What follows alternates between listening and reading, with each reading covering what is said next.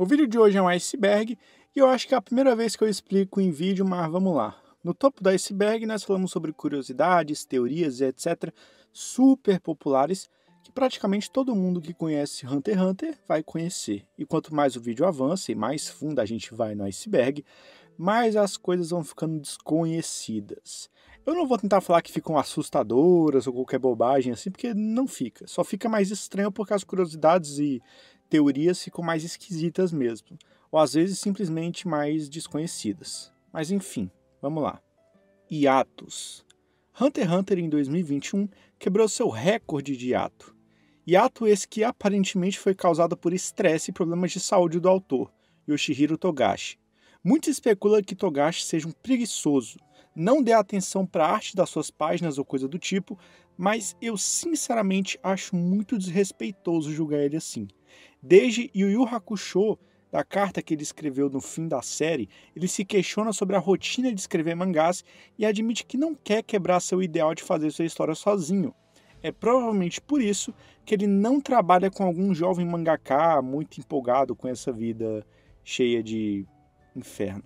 Tipo a relação do Toriyama com o Toyotaro. Às vezes a insensibilidade chega ao ponto do Togashi ser chamado de rei do hiato, como se isso fosse algo que alguém se orgulharia. Que tipo de autor gosta de ver seus fãs tendo que esperar anos por um mísero capítulo de uma obra? Nenhum. Então chamar ele de rei do hiato, preguiçoso, o cara que esqueceu os fãs para jogar Dragon Quest, parece um pouco insensível por parte das pessoas que torcem pela série. A teoria que eu defendo é que o Togashi nunca parou de trabalhar em Hunter x Hunter, só que ele está em um processo muito mais lento, fazendo os capítulos do próprio ritmo, para liberar eles depois e não ter mais tantos hiatos. Ou talvez ele só não esteja trabalhando em nada também. Vai saber. Hunter x Hunter. Particularmente falando, eu pronuncio sempre como Hunter x Hunter, quando eu estou conversando com alguém ou gravando algum vídeo. Mas na minha mente eu sempre leio Hunter x Hunter. O Togashi fala que a maneira correta é Hunter x Hunter com X sendo silencioso.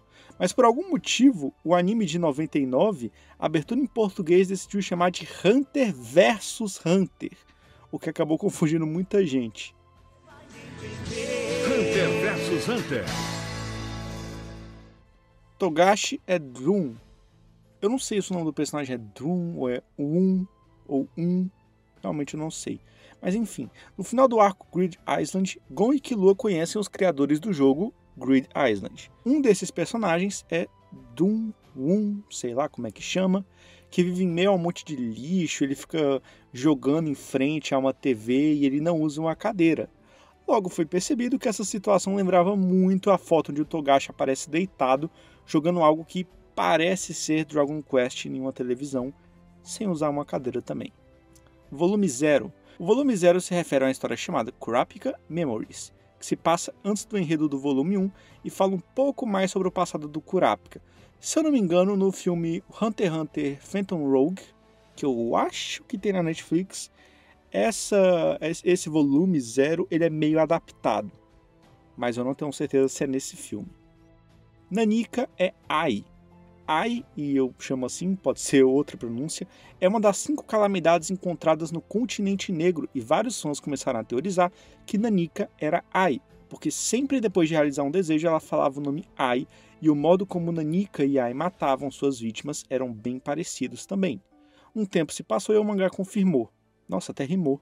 Caralho, rimou de novo. Nanika realmente veio do continente negro e, particularmente falando, eu acho que veio junto com o Zig Zodic, o pai do Zeno Zodic, avô do Killua. E de alguma forma ainda desconhecida acabou parando dentro do corpo da Aluka. Categoria do Jin. Até hoje o Jin não revelou com exatidão sua categoria, de Nen, no caso. Mas baseado no fato de que ele consegue copiar habilidades apenas vendo elas sendo usadas, muitos fãs especulam que Jin possa, na verdade, ser um especialista. E, sinceramente, faz muito sentido. Mas algumas pessoas teorizam que ele possa ser um emissor também. Hisoka e Machi. Tirem os fanfiqueiros de plantão da sala porque, embora Machi e Hisoka não sejam amigos, eles podem pelo menos se tolerar. No mangá, o Hisoka pergunta se ela queria passar a noite com ele, enquanto no anime ele pergunta se ela gostaria de jantar com ele. No entanto, tanto no anime quanto no mangá, a Mate foi embora sem dar nenhuma resposta. Mas eles obviamente não se amam, visto que no final de Grid Island, quando o Hisoka perguntou "E se eu matasse o chefe?", a Maki basicamente disse que o caçaria até a porra do fim do mundo. O Hisoka talvez goste um pouco dela, pois quando ele se reviveu, é um spoiler pra caralho, ele não a matou. Entretanto, não se sabe se é porque ele ligeiramente achava ela mais legal do que os outros membros, ou se ele só não a matou porque queria que a mensagem fosse repassada a Chrollo de que ele mataria toda a trupe. Eu falo Chrollo, tá? Tem gente que fala Kuroro. Sei lá, foda-se também. Cara, por que pronúncia importa tanto, hein, cara? Porra, de vez em quando vão os caras encher o saco por causa de uma pronúncia que eu tenho. Caralho, é a pronúncia, cara. Você não tá entendendo o que eu tô falando? Eu falei Chrollo, você não sabe quem é Chrollo em Hunter x Hunter? Então pronto, porra. Eu posso chamar ele de Kuroro, Chrollo, Jefferson. Tanto faz, tu sabe de quem eu tô falando, então não faz diferença nenhuma. Mas enfim, Kurapika bêbado. Em um CD oficial chamado Hunter x Hunter Revenge, Kurapika Leório DJ Jack, um Kurapika bêbado ensina inglês pro Leório. Talvez a parte mais interessante, além obviamente de um Kurapika bêbado falando inglês, é o fato dele se apresentar como Yukino Kurapikano, mas não se sabe exatamente se isso é o nome real do Kurapika ou se é só uma piada do CD. E o link do CD tá aí na descrição também. Agora, algumas curiosidades rápidas e aleatórias antes da parte final do iceberg. O nome de Kurtopi é um anagrama para fazer cópias em japonês, que é Kopi Wotoru. Togashi já tirou fotos de modelos para inspirar quadros do mangá. Ele inclusive fez isso para criar algumas poses de um personagem que aparece no capítulo 102, exclusivamente no mangá. O nome dos ataques do Feitan são referências a filmes de faroeste, tipo Os Imperdoáveis, um clássico do Clint Eastwood. A primeira língua do Feitan é o chinês, a Luca é trans, Neferpitou é mulher no anime, pelo menos é tratada assim, mas no mangá ela não tem um gênero definido, ela é tratada como uma coisa, tipo isso, não ele ou ela. Mas enfim, e para finalizar o iceberg, uma teoria um pouco mais longuinha.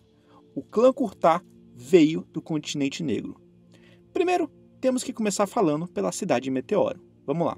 No capítulo 102 do mangá de Hunter x Hunter, ouvimos uma história sobre a cidade de Meteoro, onde um mendigo que vinha da cidade de Meteoro, então não tinha registro, assim como ninguém que vem de lá, havia sido falsamente acusado na cidade grande, de um crime e por isso ele foi morto. Um tempo depois, descobriram que o verdadeiro criminoso era um viciado em drogas. Por causa disso, 31 pessoas responsáveis pela falsa acusação do mendigo foram mortas, mas a forma como elas foram mortas que é interessante. 31 cidadãos da cidade de Meteoro colocaram bombas em seus peitos e se explodiram próximo às suas vítimas, causando 31 assassinatos e 31 suicídios.